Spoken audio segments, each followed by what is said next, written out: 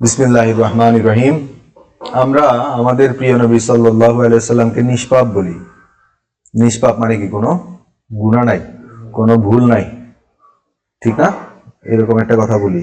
তো উনি নিষ্পাপ কিভাবে? উনি নিষ্পাপ হলো, যদি একটা প্রশ্ন করি, ওনাকে তো নিষ্পাপ আপনি বলছেন, কিন্তু উনি নিষ্পাপটা কিভাবে? এরকম একটা প্রশ্ন করা যায় না? যায়। এখন একটা উত্তর যদি আমরা দিই যে কিভাবে নিষ্পাপ হয়, রাসূলুল্লাহ সাল্লাল্লাহু আলাইহি সাল্লাম যখন 2 বছর 1 মাস বয়সী অথবা 2 বছর 3 মাস বয়সী, তখন রাসূলুল্লাহ সাল্লাল্লাহু আলাইহি সাল্লামকে জিবরিল ফেরেশতা এসে ওনার বুকটা কেটে, কোথায়? বুক। ওনার কিন্তু কখনো ওনার ব্রেইন অপারেশন করা হয় নাই, বা ব্রেইন ধোলাই দেওয়া হয় নাই, বা ব্রেইনের মধ্যে কোনো কিছু ঢুকানো হয় নাই। ওনার ঢুকানো হয়েছে কোথায়? বুকের মধ্যে। বুকের মধ্যে যে হৃৎপিণ্ড, গরু জবাই করলে তো দেখা যায় হৃৎপিণ্ড, তাই না? গরু, মুরগি, হাঁস সবার হৃৎপিণ্ড থাকে না? হৃৎপিণ্ড বা হার্ট যেটাকে বলে। তো ওনার হার্টটা বের করা হয়েছে, করে এটাকে, এটা থেকে শয়তানের অংশ। শয়তানের অংশ মানে কি? শয়তান আমাদেরকে ভুল বুঝায়, তাই না? ধরো যে একটা 10 টাকার নোট রাস্তার মধ্যে পড়ে আছে, তো এখন আমার বারবার ইচ্ছা করতেছে এটা নিতে, এটা নে নে নে নে নে, তা আবার ভালো বুদ্ধিও আসতেছে, এটা নেওয়ার দরকার নাই, এটা নেওয়া ঠিক হবে না। আমরা অনেক সময় নিয়ে ফেলি। শয়তান যদি আমাদেরকে বেশি করে কুবুদ্ধি দিতে সক্ষম হয়, তখন আমরা কি করি? চুরি করে ফেলি। একটা উদাহরণ দিলাম। তাহলে শয়তান আমাদের কোথায় ডিস্টার্ব করে? মনের মধ্যে ডিস্টার্ব করে, সরাসরি মনের মধ্যে ডিস্টার্ব করে। তো রাসূল আমাদের ইসলামের নিয়ম অনুযায়ী মনটা কিন্তু ব্রেনের মধ্যে নাই। সায়েন্স, বিজ্ঞান বা তোমার চিকিৎসা বিজ্ঞান বা অন্যান্য বিজ্ঞান যেগুলো আছে, সবাই বলতেছে মনটা কোথায়? ব্রেনের মধ্যে। ব্রেনের মধ্যে একটা মন আছে, কিন্তু ইসলামের মনটা কোথায়? বুকের ভিতরে। বুঝাইতে পারছি? তো রাসূলুল্লাহ সাল্লাল্লাহু আলাইহি সাল্লামের বুকটা অপারেশন করে হৃৎপিণ্ডটা কেটে ওখান থেকে শয়তানের অংশটা ফেলে দিছে। কে ফেলে দিছে? জিবরিল ফেরেশতা। কার হুকুমে? আল্লাহর হুকুমে। আল্লাহর হুকুমে। তাইলে এখন শয়তানে ডিস্টার্ব করার কোনো সুযোগ থাকে ওনার? রাসূল সাল্লাল্লাহু আলাইহি সাল্লামকে শয়তানে ডিস্টার্ব করার আর কোনো সুযোগ থাকে? হ্যাঁ, সেন্সর। শয়তান যেখানে ধরে কাজ করে, ওই সেন্সরটা কি কি করা হয়েছে? কেটে ফেলে দেওয়া হয়েছে। বুঝা গেছে? 1 নম্বর। 2 নম্বর হচ্ছে যে মানে রাসূল সাল্লাল্লাহু আলাইহি সাল্লাম বলতেছেন, শয়তান মানুষের অন্তরের মধ্যে জেকে বসে থাকে। জেকে মানে বুঝো? ধরো তুমি একটা পানির মধ্যে নামলা, তোমার গায়ের মধ্যে 110-150টা জোক শক্ত করে বসছে। কি কেমন করে জোক কেমন করে বসে? কামড়াই ধরে বসে থাকে, কামড় দিয়ে ধরে শক্ত করে বসে থাকে। তো শয়তানও ঠিক একই রকম। আমাদের কলব, রাসূল সাল্লাল্লাহু আলাইহি সাল্লাম কি বলতেছেন? কলব। কলব কোথায়? বুকের মধ্যে। কলব কোথায়? বুকের মধ্যে। এই বুকের মধ্যে যে হৃৎপিণ্ড বা এর ভিতরে যে আধ্যাত্মিক কলব আছে, ওই কলবের মধ্যে শয়তান কি করে? জোকের মতো এরকম চাপ দিয়ে বসে থাকে। কিন্তু কোনো বান্দা যদি আল্লাহ জিকির করে, এই জিকির কিন্তু মগজের জিকির না। এই জিকির কোথাকার জিকির? ভিতরের মেশিন, হার্টের জিকির। হার্টের জিকির। যদি কোনো বান্দা হার্টের জিকির করে, তখন শয়তানটা চলে যায়। আবার সে যখন জিকির বন্ধ করে, তখন শয়তান এসে আবার জোকের মতো কামড়ে ধরে।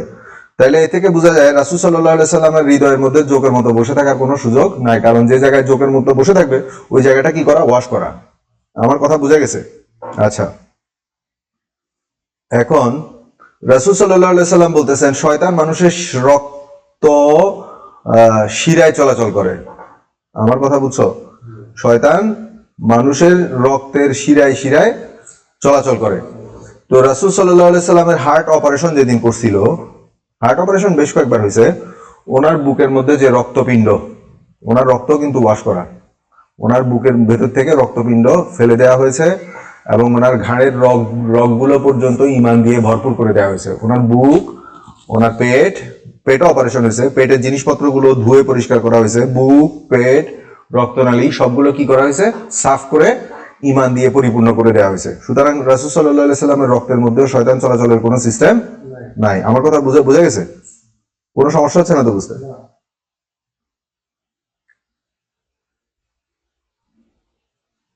তারপরে এখন তাইলে আমরা যদি বলি যে রাসূল সাল্লাল্লাহু আলাইহি সাল্লামের চরিত্র মহান, তাহলে বিশ্বাস করা যায়? হ্যাঁ, তাহলে আচ্ছা, তাহলে বিশ্বাস করা যায়। এটা কোরআন শরীফে বলা আছে, নিশ্চয়ই আপনি মহান চরিত্রের অধিকারী। কি? নিশ্চয়ই আপনি মহান চরিত্রের অধিকারী। রাসূলুল্লাহ সাল্লাল্লাহু আলাইহি সাল্লাম বলেন, প্রত্যেক মানুষের সাথে একটা শয়তান এবং একটা ফেরেশতা থাকে। ধরো তুমি শুয়ে শুয়ে কল্পনা করতেছো, কোনো একটা জিনিস চিন্তা করতেছো, এমন সময় তোমার মধ্যে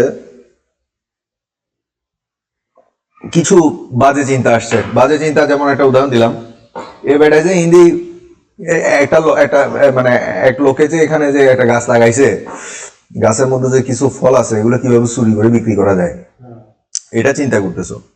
আর একটা চিন্তা করতেছো, তোমার বাড়িতে 2-3 জন অসহায় মানুষ আছে, তাদেরকে কিছু সাহায্য সহযোগিতা তুমি করতে চাও। ভালো চিন্তাটা কার পক্ষ থেকে আসছে? ফেরেশতার পক্ষ থেকে। খারাপ চিন্তাটা কার পক্ষ থেকে আসতেছে? শয়তানের পক্ষ থেকে। তো রাসূল সাল্লাল্লাহু আলাইহি সাল্লাম বলতেছেন, প্রত্যেকটা মানুষের সাথে একটা ফেরেশতা এবং একটা শয়তান নির্ধারিত করা আছে। তোমরা যদি ভালো অনুভব করো তাহলে তোমরা আল্লাহর প্রশংসা করবে, আর খারাপ অনুভব করলে আল্লাহর কাছে ক্ষমা প্রার্থনা করবে। এখন রাসূলুল্লাহ সাল্লাল্লাহু আলাইহি সাল্লাম বলছেন যে আমার সাথে একজন শয়তান আছে, কিন্তু সে আমাকে সহযোগিতা করে। সেই শয়তান কি করে? রাসূল সাল্লাল্লাহু আলাইহি সাল্লামকে ভালো কাজে সহযোগিতা করে, ভালো বুদ্ধি দেয়। এবং রাসূল সাল্লাল্লাহু আলাইহি সাল্লাম বলছেন যে তার ব্যাপারে, মানে ওই শয়তানের ব্যাপারে উনি নিরাপদ। মানে ওই শয়তানটা ওনার কোনো ক্ষতি করে না, ওই শয়তানটা ওনার কাছে বশীভূত মানে কি? বশীভূত মানে ওনার দাস হয়ে গেছে। আমার কথা বুঝা গেছে? তাহলে রাসূল সাল্লাল্লাহু আলাইহি সাল্লামকে শয়তানের বুদ্ধি দিলেও কি আসে? ভালো বুদ্ধি আসে। এবং ফেরেশতায় বুদ্ধি দিলেও ভালো বুদ্ধি আসে। আল্লাহ বুদ্ধি দিলেও ভালো বুদ্ধি আসে। ওনার কাছে খারাপ বুদ্ধি আসার কোনো সুযোগ নাই। ওনার কাছে মানুষের খারাপই চিন্তা করার কোনো সুযোগ নাই। এই যে লেখা আছে, সে শয়তান রাসূল সাল্লাল্লাহু আলাইহি সাল্লামের আনুগত্য স্বীকার করে নিয়েছে। একবার রাসূলুল্লাহ সাল্লাল্লাহু আলাইহি সাল্লাম নামাজ পড়ছিলেন। এই সময় একটা শয়তান এসেছিল ওনাকে নামাজের মধ্যে ডিস্টার্ব দিতে। যেমন আমরা যখন নামাজ পড়ি তখন ধরো 2 মিনিট বা 3 মিনিট যদি আমরা একটা নামাজ পড়ি, এর মধ্যে আল্লাহর কথা মনে পড়ে আমাদের হাইস্ট 10-15 সেকেন্ড। আর বাকি সময়টা আমরা কি করি? বিভিন্ন ধরনের চিন্তা ভাবনা করতে থাকি। সারাক্ষণ ধরে আমরা বিভিন্ন ধরনের চিন্তা ভাবনা করি। অঙ্ক, টাকার হিসাব নিকাশের কথা মনে পড়ে, লোনের কথা মনে পড়ে, বাড়িতে যাই কি খাবো এটা মনে পড়ে, কি রান্না হয়েছে এগুলো মনে পড়ে। তো এখন এগুলো না মনে পড়ে যদি একনিষ্ঠভাবে আল্লাহর কথা মনে পড়ে, এটাকে বলা হবে সালাত। তো রাসূলুল্লাহ সাল্লাল্লাহু আলাইহি সাল্লামকেও এরকম একটা শয়তান আসছিল নামাজে ডিস্টার্ব দেওয়ার জন্য। তো উনি বললেন যে আল্লাহ রাসূল সাল্লাল্লাহু আলাইহি সাল্লামকে শয়তানের উপরে ক্ষমতা দিছে, এই জন্য উনি শয়তানটাকে ধরে ফেলছে। ধরে উনি মনে করছিলেন যে এটা যদি একটা খুঁটির সাথে বেঁধে রাখা যাইতো, তাহলে পরের দিন সাহাবীরা এসে এই শয়তানটাকে দেখতো। কিন্তু উনি এটা করেন নাই, কারণ সুলাইমান আলাইহিস সালাম বলছিলেন, হে আল্লাহ, আমাকে এমন এক সাম্রাজ্য, এমন এক রাজত্ব দান করো যেরকম রাজত্ব আমার পরে আর কাউকে দেয়া হবে না। তো ওনার অনেক শয়তান সুলাইমান আলাইহিস সালামকে সাহায্য করতো। এখন রাসূল সাল্লাল্লাহু আলাইহি সাল্লাম এই কথা চিন্তা করে কি করলো? শয়তানটাকে আর বাঁধে নাই, না বেঁধে ওটাকে ছেড়ে দিছে। আমার কথা বুঝে গেছে? তাহলে রাসূল সাল্লাল্লাহু আলাইহি সাল্লামকে নামাজের মধ্যেও শয়তান ডিস্টার্ব করবে ওরকম কোন সিস্টেম আল্লাহ রাখেন নাই। কথা বুঝা গেছে? তো এখন যে ব্যক্তি দয়াময় আল্লাহর স্মরণ থেকে চোখ ফিরিয়ে নেয়, এটা তো আগেই বললাম যে কোনো ব্যক্তির কলব, যেখানে শয়তান বসে, কোথায় বসে? কলবে বসে। কলবটা কোথায়? বুকের ভিতরে। যে ব্যক্তির আল্লাহ জিকির করে তার অন্তরের উপরে শয়তান বসতে পারে না। যদি আল্লাহ জিকির বন্ধ করে দেয় তাহলে শয়তান কিরকম বসে? জোকের মতো বসে। জোকের মতো বসে। আচ্ছা,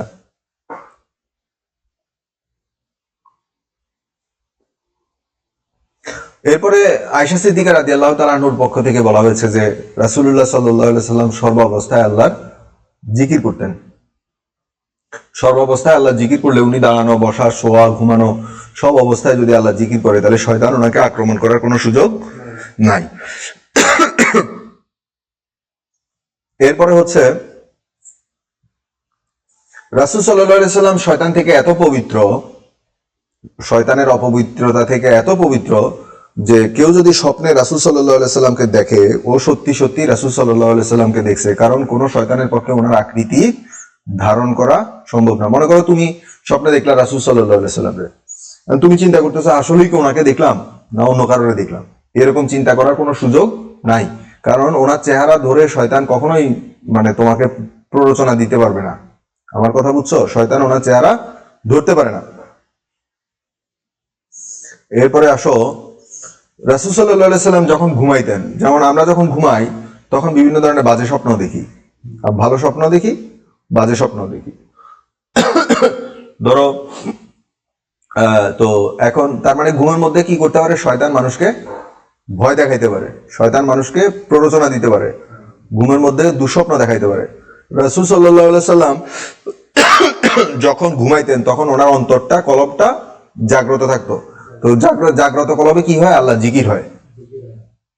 জাগ্রত কলবে কি হয়? আল্লাহর জিকির হয়। যেহেতু উনি ঘুমাইতেন, ওনার অন্তরটা, কলবটা জাগ্রত থাকতো, এটা আল্লাহর সাথে কানেকশনের মধ্যে থাকতো, সেহেতু ঘুমের মধ্যেও শয়তান রাসূল সাল্লাল্লাহু আলাইহি সাল্লামকে ডিস্টার্ব করার কোনো সুযোগ নাই। আমার কথা বোঝা গেছে? না, ঘুমানোর আগে দোয়ার দরকার নাই। কোনো নবী, যে কোনো নবী যখন ঘুমাইতেন ওনার অন্তরটা আল্লাহকে ডাকতো, অন্তরটা আল্লাহকে ডাকতো, ওনার বুকের ভিতরে আল্লাহ আল্লাহ জিকিরের শব্দ শোনা যেত। আমার কথা বুঝছেন না বুঝেন নাই? আচ্ছা, তাহলে ঘুমের মধ্যে কোনো নবীকে, আমাদের রাসূল সাল্লাল্লাহু আলাইহি সাল্লামকে শয়তানে ডিস্টার্ব করার কোনো ক্ষমতা রাখে না, রাখে না। বুঝা গেছে? আচ্ছা, এরপরে আসেন, আমরা কি বলতেছি? আমরা বলতেছি হচ্ছে রাসূল সাল্লাল্লাহু আলাইহি সাল্লাম কিভাবে নিষ্পাপ হয়। যেমন রাসূল সাল্লাল্লাহু আলাইহি সাল্লাম বলছেন যে সমস্ত মানুষের অন্তরগুলা, অন্তর বলতে কলব, বুকের ভিতরে যে কলব, ব্রেইন না, কলবগুলো আল্লাহ রাব্বুল আলামিনের খুব নিয়ন্ত্রণে থাকে। বলছে 2 আঙ্গুলে, আল্লাহ তো 2 আঙ্গুল, এটা চিন্তা করাটা ভুল। আল্লাহ 2 আঙ্গুল মানে কি? তুমি 2 আঙ্গুলের মধ্যে একটা সরিষা দানা রেখে এরকম আস্তে আস্তে নাড়াচাড়া করো, খুব সহজ না? 2 আঙ্গুলের মধ্যে একটা বালুকণা রেখে আস্তে আস্তে আস্তে আস্তে নাড়াচাড়া, সহজ না? তো আল্লাহর এত নিয়ন্ত্রণে থাকে মানুষের অন্তরগুলো যে আল্লাহ যদি চায় যে কোনো অন্তরকে তার পক্ষে রাখবে সেটাও সম্ভব, কোনো অন্তরকে শয়তানের পক্ষে রাখবে সেটাও সম্ভব। ধরো তোমার অন্তরের দিকে আল্লাহর নজর নাই, তাহলে তোমার অন্তরে কি ঢুকবে? শয়তান ঢুকবে। আর তোমার অন্তরের দিকে যদি আল্লাহর নজর থাকে তাহলে কি হবে? তোমার অন্তর ঈমানে ভরপুর হয়ে যাবে। তো রাসূলুল্লাহ সাল্লাল্লাহু আলাইহি সাল্লাম এই কথা বলতেছেন, তাহলে ওনার অন্তরটা কার কাছে? মানে রাসূল সাল্লাল্লাহু আলাইহি সাল্লামের অন্তরটা কার দখলে? আল্লাহর দখলে। কিভাবে দখলে? যে ওনার বেশ কয়েকবার অন্তরটা অপারেশন হয়েছে, 2 বার 3 বার বা 4 বার। আমার কথা বোঝা গেছে? কোথায় অপারেশন হয়েছে? ওনার গলা থেকে পেট পর্যন্ত অপারেশন করে এগুলো সবগুলো ধুয়ে এর মধ্যে কি ঢুকানো হয়েছে? ঈমান এবং হিকমত। কি ঢুকানো হয়েছে? ঈমান এবং হিকমত বেশ কয়েকবার ঢুকানো হয়েছে। তার মানে আল্লাহর ইচ্ছা নাই যে এই অন্তরটা কোনো কারণে নষ্ট হোক, এটা আল্লাহর ইচ্ছা নাই। আল্লাহ বারবার এটাকে পবিত্র করে বারবার এটার সাথে কানেকশন স্থাপন করে রাখছেন। আমার কথা বোঝা গেছে? হ্যাঁ, সুতরাং রাসূল সাল্লাল্লাহু আলাইহি সাল্লামের অন্তর বিপথে যাওয়ার কোনো সুযোগ নাই। এই যে দেখো, রাসূল সাল্লাল্লাহু আলাইহি সাল্লাম সম্পর্কে কোরআন শরীফে একটা আয়াত আছে যে সে নিজের মন গড়া কোনো কথা বলে না, সে নিজের মন গড়া কোনো কথা বলে না। সে যা বলে বা যা করে সেগুলো আল্লাহর তরফ থেকে নাজিলকৃত। ধরো ওনাকে একটা প্রশ্ন করলা যে হজ কি জীবনে একবার করা ফরজ নাকি বারবার করতে হবে? তো উনি নিজের কমন সেন্স খাটায় যদি দিত, উনি বলতো যে 2-3 বার করা যাবে, অসুবিধা নেই, টাকা পয়সা থাকলে 2-3 বার হজ করা যাবে। কিন্তু উনি কি করলো? উনি চুপ হয়ে রইলো। এক সাহাবী জিজ্ঞেস করলেন হজ কি জীবনে একবার করবো নাকি অনেকবার করবো? অনেকবার করব। তো তখন উনি চুপ থেকে আল্লাহর তরফ থেকে যে খবর আসছে ওই খবর অনুযায়ী উনি বললেন একবার করাই ফরজ। আমার কথা বোঝা গেছে? তিনি নিজ ইচ্ছায়, নিজ বুদ্ধিতে, নিজ বিবেক খাটায় কোনো কথা বলে না। তাহলে ভুল হওয়ার সম্ভাবনা আছে? তাহলে ওনার দ্বারা ভুল হওয়ার সম্ভাবনা আছে? নাই। এখন যেমন উনি বলতেছেন যে আমি আমার তরফ থেকে তোমাদেরকে কিছু দিও না, কিছু আটকাইও রাখি না। ধরো ওনার কাছে কেউ যদি কোনো কিছু চায় বা গনিমত সম্পদ বা কোনো কিছু চায়, উনি বলতেছেন কি আমি আমার তরফ থেকে তোমাদেরকে কোনো কিছু দিই না এবং কোনো কিছু আটকাইও রাখি না, কিন্তু আমার উপরে যে হুকুম আসে ওই হুকুম অনুযায়ী আমি খরচ করি। আমার কথা বুঝছো নাকি? হুকুম অনুযায়ী তোমাদেরকে দিই অথবা দিই না। ধরো তুমি আমার কাছে থেকে 10,000 টাকা চাইলা, আমি তোমার দিলাম 1,000 টাকা। তো এটা আমার বিবেক বুদ্ধি অনুযায়ী। কিন্তু রাসূলুল্লাহ সাল্লাল্লাহু আলাইহি সাল্লাম তোমাকে যদি 1,000 টাকা দেয় তো বুঝতে হবে যে এটা উপর থেকে নির্দেশ আসছে, তুমি কত পাবা? 1,000 টাকা পাবা। অথবা তোমারও যদি না দেয় সেটাও কি উপর থেকে নির্দেশ আসছে, তোমাকে দেয়া হবে না। আমার কথা বুঝছো? ওনার ভুল করার সুযোগ নাই। আমার কথা বোঝা গেছে? এখন রাসূলুল্লাহ সাল্লাল্লাহু আলাইহি সাল্লাম তওবা করতেন। তওবা মানে হচ্ছে গুনাহ থেকে মাফ চাইতেন। কেন গুনাহ থেকে মাফ চাইতেন? উনি বলতেছেন যে আমার অন্তর কখনো কখনো বন্ধ হয়। তো আমার জানা মতো আর কি, যে রাসূলুল্লাহ সাল্লাল্লাহু আলাইহি সাল্লামের অন্তরের যে ডিজাইন, যে সিস্টেম, যে কাঠামো, এটা বন্ধ হওয়ার কোনো সুযোগ নাই। আমার কথা বুঝছো? এটা বন্ধ হওয়ার কোনো সুযোগ নাই। তাও উনি দিনে 100 বার আস্তাগফিরুল্লাহ করতেন। কি উদ্দেশ্যে? গুনার উদ্দেশ্যে না। ওনার কাছে মনে হতো ওনার কলব বন্ধ হয়। কি হয়? ওনার কলব আল্লাহ জিকির থেকে বন্ধ হয়। এই জন্য উনি কি করতেন? তওবা করতেন। গুনার জন্য তওবা করতেন না। আমার কথা বুঝে গেছে? এখন আসো যে রাসূলুল্লাহ সাল্লাল্লাহু আলাইহি সাল্লাম একবার বললেন যে কাউকে কোনো আমল জান্নাতে নিতে পারবে না। কি বলছে? কাউকে কোনো আমল জান্নাতে নিতে পারবে না। রাসূলুল্লাহ সাল্লাল্লাহু আলাইহি সাল্লামকে জিজ্ঞেস করা হয়েছে আপনাকেও না? উনি বলছে না, আমাকেও না, কিন্তু আল্লাহ আমাকে তার রহমত এবং ক্ষমা দিয়ে ঢেকে রেখেছেন। আমার কথা বুঝছো?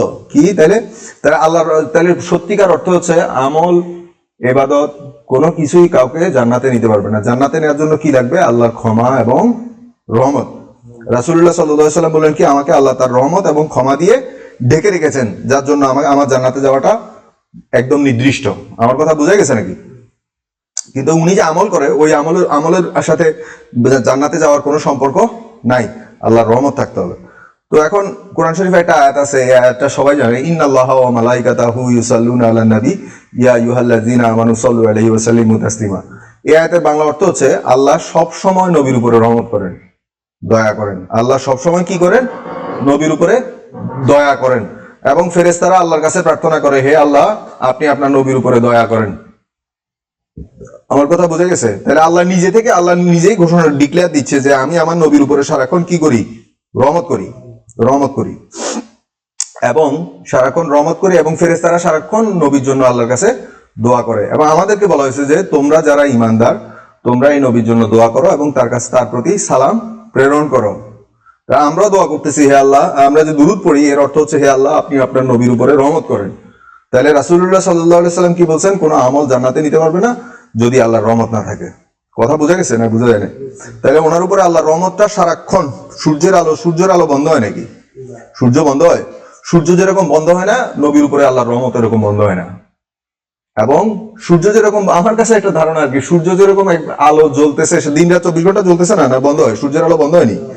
আমার মনে হয় রাসূলুল্লাহ সাল্লাল্লাহু আলাইহি সাল্লামের কলব এরকম বন্ধ হওয়ার কথা না, কিন্তু তাও উনি দৈনিক 100 বার কি করতেন? তওবা করতেন। উনি চিন্তা করতেন যে ওনার কলব হয়তো বন্ধ হয়। আমার কথা বুঝছেন নাকি বুঝেন নাই? না বুঝলে বলেন। আচ্ছা,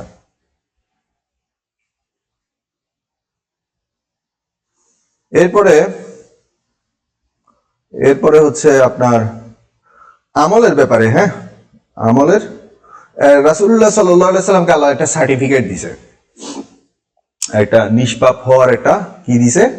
সার্টিফিকেট, মানে সনদপত্র। সনদপত্রটা আছে সূরা ফাত আয়াত নাম্বার 2। কি বলছে আল্লাহ? আল্লাহ আপনার অতীত এবং ভবিষ্যৎ ত্রুটিসমূহ মার্জনা করে দেন। কি বলে? অতীত এবং ভবিষ্যৎ ত্রুটিসমূহ মার্জনা করে দেন, আপনার প্রতি নেয়ামত সমূহকে পরিপূর্ণ করে দেন। এ থেকে বোঝা যায় কি রাসূলুল্লাহ সাল্লাল্লাহু আলাইহি সাল্লামের ত্রুটি থাকার কোনো সুযোগ নাই। এক নম্বর হচ্ছে কি ওনার অন্তরটা থেকে শয়তানের সেন্সরটা কাটা। 2 নম্বর হচ্ছে ওনার সাথে যে শয়তান সেও মুসলমান, অথবা সেও রাসূলুল্লাহ সাল্লাল্লাহু আলাইহি সাল্লামকে খারাপ বুদ্ধি দেয় না। অন্য শয়তান ডিস্টার্ব করতে আসলেও সম্ভব না। ঘুমের মধ্যে ওনার অন্তরের মধ্যে ডিস্টার্ব করার সম্ভাবনা নাই। এবং ওনার অন্তর যেহেতু সারাক্ষণ আল্লাহ জিকিরে লিপ্ত আছে, এই অন্তরের মধ্যে শয়তান বসার কোনো সিস্টেম নাই।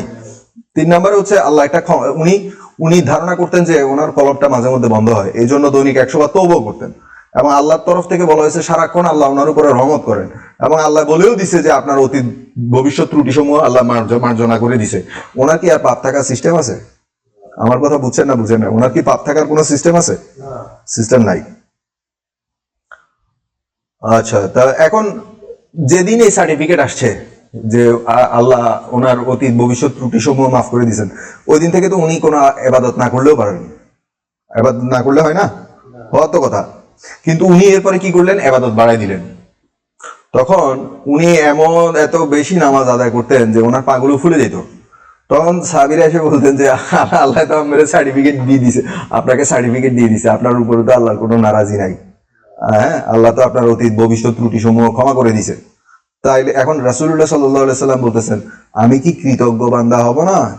এই যে সার্টিফিকেট দিছে এটার জন্য কি আমি কৃতজ্ঞতা স্বীকার করব না? এই জন্য উনি কি করতেন? ইবাদত বাড়াই করতেন। আমার কথা বুঝে গেছে? এখন কোরআন শরীফে তিনটা আয়াতে বলা আছে যে রাসূলুল্লাহ সাল্লাল্লাহু আলাইহি সাল্লামের উপরে কোরআন নাজিল হতো। তাহলে সর্বপ্রথম খবরটা কে পাইতো? রাসূলুল্লাহ সাল্লাল্লাহু আলাইহি সাল্লাম। তারপর উনি যখন বলতেন অন্যান্য সাহাবীরা পাইতো। তো উনি বলতেছেন, আমি প্রথম নির্দেশ পালনকারী, আল্লাহর হুকুম পালনকারী প্রথম কে? যার উপরে নাজিল হতো সে নিজে। এবং উনি বলেছেন, আমি নিষ্ঠার সাথে আল্লাহর ইবাদত করতে আদেশপ্রাপ্ত। মানে আল্লাহর ইবাদত করতেও ওনার কোনো সমস্যা ছিল না। তাইলে তাইলে এই সূত্রগুলো অনুযায়ী আমাদের প্রিয় হাবিব সাল্লাল্লাহু আলাইহি সাল্লাম নিষ্পাপ। আমার কথা বুঝা গেছে? তাহলে হাসরের ময়দানে কার সুপারিশ গ্রহণযোগ্য হবে?